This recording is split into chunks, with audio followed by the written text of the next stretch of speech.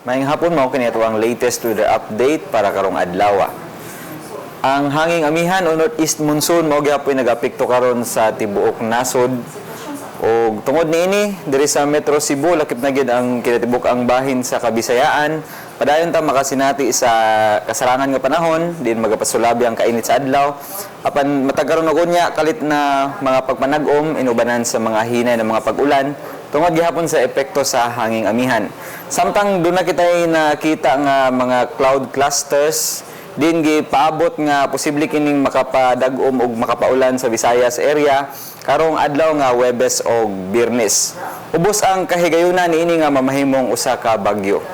Samtang tungod sa kusog nga puros sa hanging amihan, ang atoang kadagatan sa tibuok Kabisayaan, kasarangan gayud ngadto na sa pagkabaluron, gani giisa nato ang gale warning para sa Eastern Seaboard sa Visayas kun ang kadagatan sa Eastern Samar ug sa Northern Samar. Peligro ang paglawig sa mga gagmay nga sakinang pandagat sa maong mga dapit. Ug dinhi na lang kutob gikan diri sa Mactan buhatan sa Pag-asa Visayas DOST ug para sa Balitang Bisdak, Romeo Aguirre, maayong hapon.